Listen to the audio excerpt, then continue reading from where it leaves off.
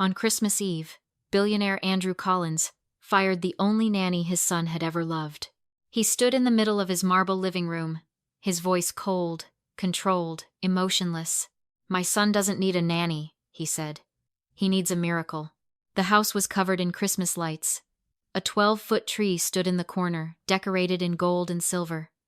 Outside, snow fell softly over Manhattan. Inside the mansion, it felt like no one had celebrated Christmas in years. Upstairs, 6-year-old Daniel sat by the window, holding a small wooden train in his hand. He hadn't spoken a single word in 2 years.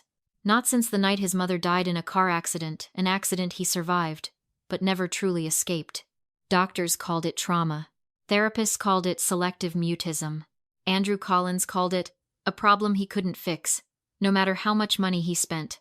Hospitals in Boston, specialists in California, private therapists in New York. Nothing worked. And then came Maya. She wasn't a doctor. She wasn't a therapist.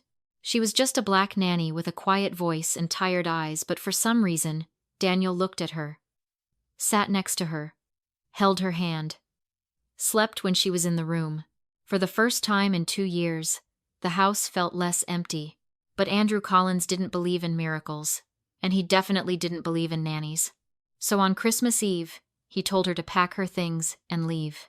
That night, as snow covered the city and the Christmas lights glowed outside his window, Daniel opened his mouth and whispered his first word in 2 years. But no one was there to hear it. Andrew Collins wasn't always a cold man. 10 years ago, he used to laugh loudly, work less, and come home early just to have dinner with his wife and son. Back then, Christmas was his favorite holiday. Their house was always full of music, cookies, and ridiculous sweaters his wife insisted they wear every year. Her name was Emily. She wasn't impressed by his money, which was exactly why he fell in love with her. When Andrew first met her, he was already a millionaire. She was a kindergarten teacher who drove an old car and spent her weekends decorating classrooms and baking for other people's children. She once told him, "Money can buy a big house, Andrew, but it can't make it a home. That part is your job." He didn't understand what she meant back then, until the night he lost her. It was snowing the night of the accident. Emily had insisted on driving to pick up a last-minute Christmas gift for Daniel. Andrew had told her to wait until morning, but she laughed and said, "It's Christmas. Magic doesn't wait until morning." A truck ran a red light. Daniel survived with only a few scratches. Emily didn't. After the funeral, Daniel stopped talking. At first, Andrew thought it was just shock. Then days turned into weeks, weeks turned into months. His son would open his mouth, but no words came out. Doctors said his vocal cords were fine. His brain was fine. Everything was fine, except nothing was fine. "He's trapped in that night," one therapist told Andrew gently. "Sometimes children don't stop speaking because they can't. They stop because speaking means accepting that the person they're waiting for is never coming back." Andrew threw himself into work after that. If he couldn't fix his son's heart, he would at least build an empire he could control. Money made sense. Business made sense. Grief did not. So, he worked, and worked, and worked, and the house became quieter and quieter, until it felt like a museum of a family that used to exist. Then, 2 years later, Maya walked into his life. Maya Johnson was not supposed to work for a billionaire. She grew up in a small apartment in Detroit with her mother and 2 younger brothers. Her mother worked 2 jobs and still couldn't always pay the bills. Maya learned early how to cook, clean, help with homework, and take care of people before she even understood what childhood was supposed to feel like. At 22, she had a baby boy named Isaiah. At 24, she lost him. He had a heart condition. The surgery could have saved him, the doctors said. But it was expensive, and insurance didn't cover everything. Maya worked 2 jobs, then 3, but it wasn't enough. She still remembered the hospital room, the machines, the way his small hand held her finger. "I'm sorry, baby," she whispered to him that night. "I'm so sorry." After he died, the apartment felt too quiet. The world felt too big, and Maya felt like she had failed at the one thing that mattered most. So she did the only thing she knew how to do. She started taking care of other people's children. Not because it paid well, not because it was easy, but because when a child laughed, or fell asleep on her shoulder, or held her hand while crossing the street, the world hurt a little less. Once, during a job interview, a woman asked her, "Why do you want to be a nanny?" Maya thought for a long time before answering. Then she said quietly, "Because I couldn't save my child. Maybe I can help save someone else's." That was how she ended up in New York. That was how she ended up standing in Andrew Collins' living room 3 months ago, holding a small notebook and wearing her only good coat, while the house manager looked at her like she didn't belong there. Andrew barely looked at her during the interview. He just asked one question. "Can you make my son talk?" Maya shook her head gently. "No, sir," she said. "But I can sit with him while he's silent." That was the moment Daniel, who had been sitting on the stairs, slowly walked down and stood behind her. Then, after 2 years of refusing every nanny, every therapist, every teacher, Daniel reached out and held Maya's hand. Andrew saw it with his own eyes. And for the first time in 2 years, he felt something he didn't recognize anymore. Hope. But hope was dangerous. Because the last time he believed in something he couldn't control, he lost everything. Maya's first week in the Collins mansion was quiet. No one told her the rules, but she understood them immediately. Speak softly. Walk quietly. Don't touch anything that looks expensive. And most importantly, don't expect anyone to talk to you more than necessary. The house manager, Mrs. Green, showed her Daniel's room, the kitchen schedule, and a long list of instructions typed and printed like a corporate document. "Mr. Collins is very busy," Mrs. Green said. "Daniel has therapy 3 times a week. You are to make sure he eats, sleeps, and attends his sessions. You are not to interfere with his treatment." Maya nodded politely. "Yes, ma'am." But the first time she entered Daniel's room, she realized something. The room was full of toys. Expensive toys, educational toys, electronic toys, shelves and shelves of things designed to make children happy. But the boy sitting on the floor in the middle of the room wasn't playing. He was just sitting there, holding a small wooden train, moving it back and forth slowly, over and over again, like he was waiting for something. Maya didn't say, "Hello." She didn't say, "How are you?" She just walked in, sat on the floor a few feet away from him, and took out a book from her bag. Then she started reading. Not to him, just reading. Her voice was calm and warm, like someone talking to a friend on a long car ride. After 10 minutes, Daniel moved a little closer. After 20 minutes, he sat right next to her. After 30 minutes, he leaned his head lightly against her arm. He still didn't speak, but he stayed, and Maya knew that was enough for the first day. A week later, the house looked different. Not because of new decorations or new furniture, but because Daniel started moving again.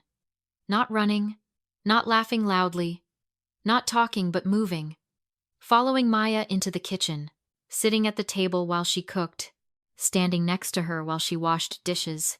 One afternoon, she decided to bake cookies.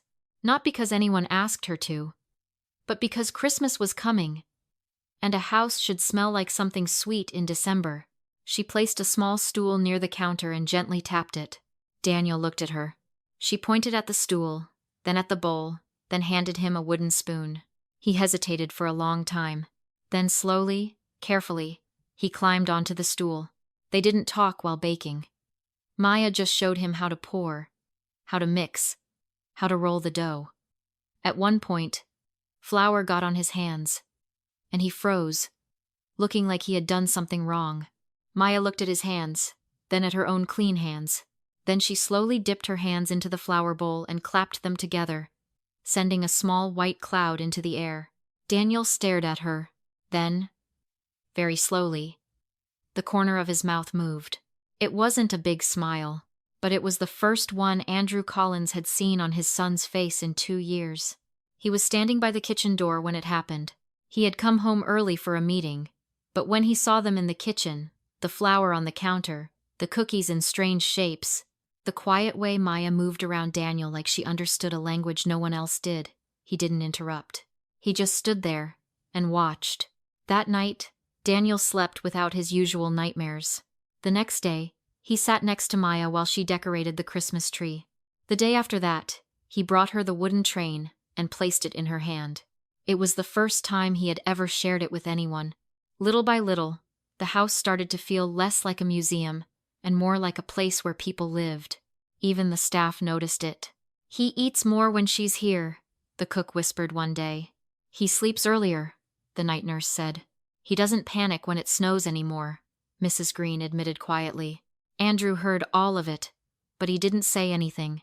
He didn't trust things he couldn't understand.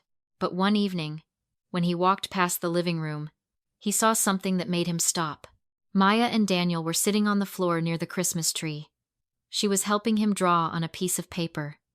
When she stood up to get more crayons, Daniel quickly grabbed the paper and tried to hide it. But Andrew had already seen it. It was a drawing. 3 stick figures holding hands under a Christmas tree. 1 tall figure, 1 small figure, and 1 with curly hair. Above them, in uneven, shaky letters, was 1 word: home. Andrew stood there for a long time, staring at that drawing, feeling something heavy and unfamiliar rising in his chest. For the first time in years, his house didn't just look like a home. It almost felt like one. And that was exactly when everything started to go wrong. Andrew Collins was not a man who liked losing control. In business, control meant survival. Control meant power. Control meant no one could hurt you, because you were always 3 steps ahead. But what was happening inside his own house, he could not control. His son was changing, and it had nothing to do with doctors, therapists, or the expensive specialists he had flown in from across the country. It had everything to do with a woman who read stories on the floor and baked cookies in his kitchen like she had lived there her whole life. And that made him uncomfortable, because miracles came with a price. They always did. The problem started small. One afternoon, Andrew returned home early and found Daniel asleep on the couch, his head resting on Maya's lap while she gently ran her fingers through his hair. The Christmas tree lights glowed softly in the corner of the room, and for a moment, the scene looked so peaceful, it almost hurt to look at. Then Maya looked up and saw him standing there. She immediately moved Daniel's head gently onto a pillow and stood up. "I'm sorry, sir," she said softly. He had a nightmare and didn't want to go back to his room. Andrew nodded once, his face unreadable. "You're paid to take care of him, not to replace anyone." Maya didn't respond. She just lowered her eyes and said, "Yes, sir."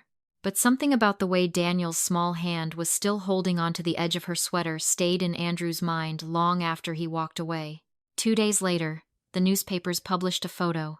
It was taken from outside the Collins mansion gates. In the picture, Maya was helping Daniel put a scarf around his neck, while Andrew stood behind them, holding the car door open. The headline read, "Billionaire Andrew Collins spends Christmas with mystery woman and his son. New love after wife's death." By noon, Andrew's phone would not stop ringing. His business partner called, his lawyer called, even his mother called from Connecticut. "You need to be careful," his mother said sharply over the phone. "People are talking. Investors don't like scandals.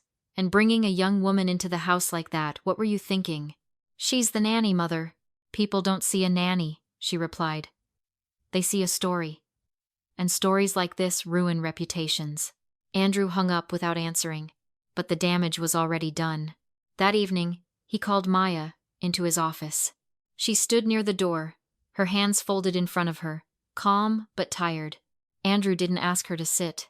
"I think it's best if we make some boundaries very clear," he said.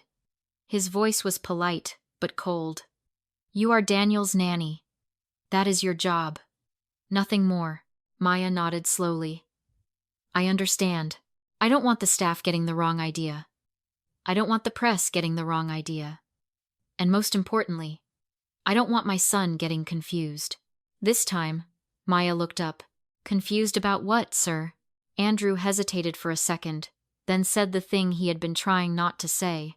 "You are not his mother." The room went very quiet. Maya swallowed, then nodded once. "I know that." "Then don't let him think otherwise." She stood there for a few seconds, then said very quietly, "I never tried to replace his mother, Mr. Collins. I'm just trying to make sure he doesn't grow up thinking he was abandoned by everyone who loved him." Andrew's jaw tightened. That will be all. Maya left the room without saying another word. But that night, for the first time since she arrived, she cried. Not loudly. Not where anyone could hear her. Just quietly. Sitting on the edge of her bed, holding the small photo of her son Isaiah that she kept in her wallet. "I'm doing it again," she whispered to herself. "I'm loving a child that isn't mine." 3 days before Christmas, Andrew's mother arrived at the mansion. Mrs. Collins was elegant, controlled, and very observant. She watched everything: the way Maya spoke, the way Daniel followed her around, the way the staff looked at her differently now. At dinner, she finally said what she had been thinking. "This arrangement is becoming inappropriate," she said calmly while cutting her food. "Daniel is getting too attached." Andrew didn't respond. Mrs. Collins turned to Maya. "How long do you plan to work here?" "As long as Daniel needs me," Maya answered politely. "That's not what I asked," Mrs. Collins replied. "I asked how long you plan to stay." The message was clear. "You don't belong here." Later that night, Andrew called Maya into his office again. This time, he didn't look angry. He looked tired. "The press is getting worse," he said. "My mother is concerned. My partners are concerned. This situation is becoming complicated." Maya nodded slowly. She already knew what was coming. "I think it would be best if you finished your work here by Christmas," Andrew said quietly. "I will pay you 3 months' salary, and I'll make sure you get a very good recommendation." Maya felt something heavy drop inside her chest, but she didn't argue. She just nodded and said, "Okay, sir." When she turned to leave, Andrew said one more thing. "This is not personal." Maya stopped at the door, then said softly, without turning around, "It never is for people who have everything." Then she walked out. On Christmas Eve, Maya packed her small suitcase. She folded her clothes carefully, put her books in a small bag, checked Daniel one last time while he slept. She stood next to his bed for a long time, looking at his face, memorizing it like a mother memorizes a child before the first day of school. "I'm sorry," she whispered. "I hope one day you'll understand why I had to go." She turned to leave, but she didn't see the small figure standing in the hallway, watching her with wide, terrified eyes. Daniel had woken up, and he had heard everything. Daniel stood in the dark hallway, his small hands gripping the wall as he watched Maya close her suitcase. He didn't understand business deals. He didn't understand reputation. He didn't understand why adults said one thing but meant another. But he understood one thing very clearly. She was leaving, and everyone he loved always left. First, his mother. Now Maya. He tried to call her name, but his throat closed like it always did. The word got stuck somewhere between his chest and his mouth, trapped behind 2 years of silence and fear. Maya picked up her suitcase and walked toward the door. Daniel's breathing became faster. His heart pounded so loudly he could hear it in his ears. He opened his mouth again, but no sound came out. His hands started shaking. "Don't go. Please don't go." But the words wouldn't come. Maya reached the front door. The Christmas tree lights reflected softly on the marble floor. Outside, snow was falling quietly, covering the long driveway in white. She placed her hand on the door handle, and that was when Daniel ran. He ran down the hallway, his small feet slapping against the cold floor, his chest tight, his lungs burning like he had been underwater for too long. Maya opened the door. Cold air rushed inside. She stepped out, and Daniel screamed. "Mom, don't go." The word echoed through the entire house. The suitcase slipped from Maya's hand and hit the floor. For a moment, no one moved. Mrs. Green froze in the kitchen doorway. The night guard turned his head from the security desk. Upstairs, Andrew looked up from his laptop, his heart suddenly pounding for no reason he could explain. Then he heard it again. A small voice, shaking, terrified, broken, but real. "Mom, don't go." Andrew ran. By the time he reached the front door, Daniel was standing in the middle of the hallway, crying so hard his whole body was shaking. Maya had dropped to her knees in front of him, her hands gently holding his face, her own tears falling just as hard. "You talked," she whispered, her voice breaking. "Daniel, you talked." The boy grabbed her coat with both hands like he was afraid she would disappear if he let go. "Mom, don't go, please," he cried again. Andrew stopped a few steps away, unable to move. For 2 years, he had paid the best doctors in the world to make his son speak, and the first word his son said was not Dad, it was Mom, and he was calling someone else. Something inside Andrew broke in that moment. Not in anger, not in jealousy, but in realization. All this time, he had been trying to fix his son with money, with doctors, with solutions. But he had never fixed the one thing Daniel actually lost: love that stayed. Maya looked up at Andrew, her eyes full of tears. "I didn't tell him to call me that," she said quickly, like she was afraid she had done something wrong. "I never asked him to. I swear. I never." "I know," Andrew said quietly.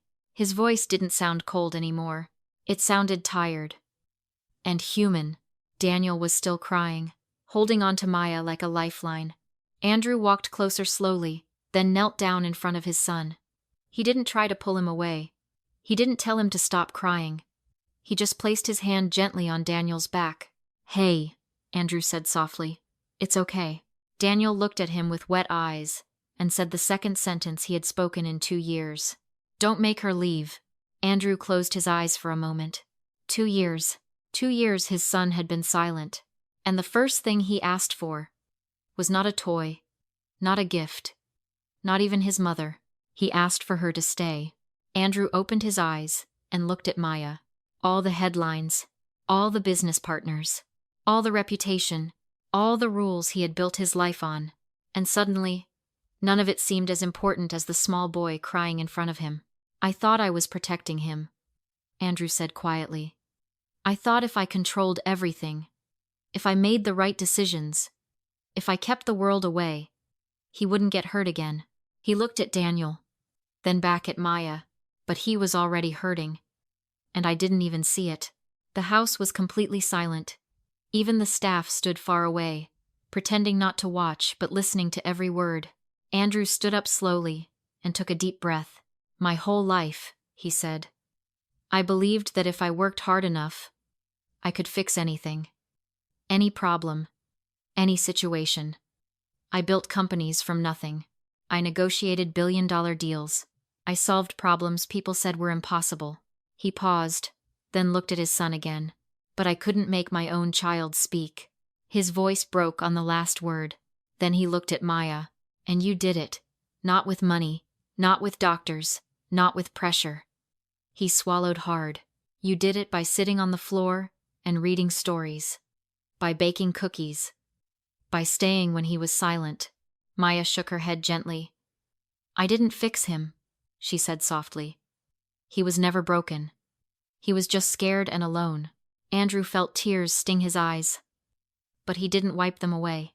For the first time in years, he didn't care who saw him cry. "You said something to me once," Maya continued quietly. "You asked if I could make your son talk, and I told you I couldn't, but I could sit with him while he was silent."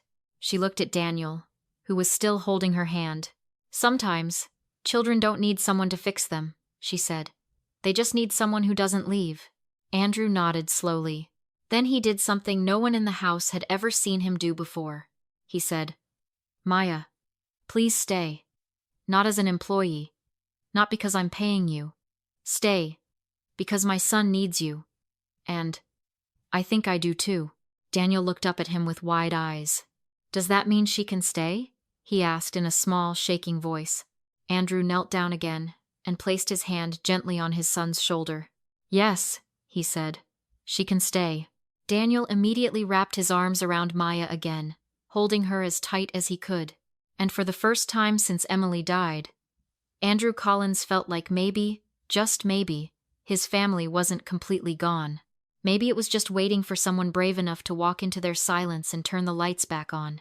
Outside, the snow continued to fall, and inside the Collins house, on Christmas Eve, a miracle had already happened. Not because a child spoke again, but because 3 broken people had finally found each other. Christmas morning arrived quietly. Snow covered the Collins mansion like a soft white blanket, turning the cold stone and glass into something that almost looked warm. Inside the house, the Christmas tree lights were still on, glowing gently in the early morning silence. For the first time in 2 years, Andrew Collins did not wake up to the sound of silence.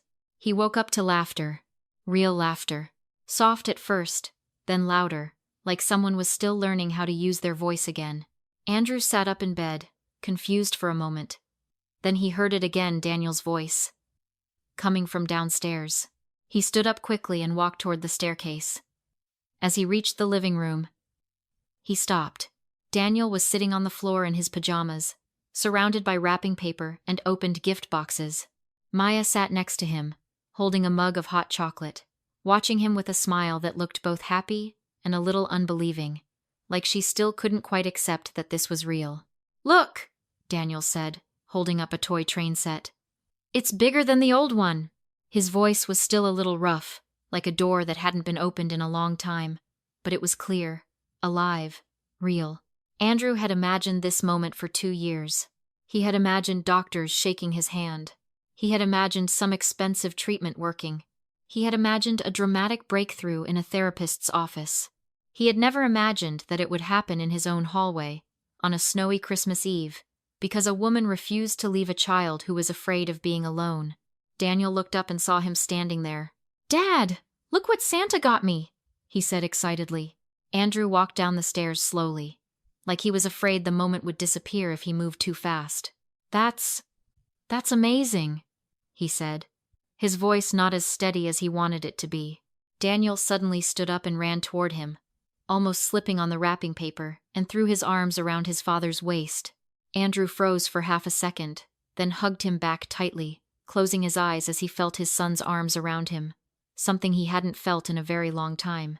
"Thank you," Andrew whispered, not even sure who he was talking to anymore. "Thank you." When he opened his eyes again, he saw Maya watching them quietly from across the room, like she was giving them a moment that belonged only to father and son.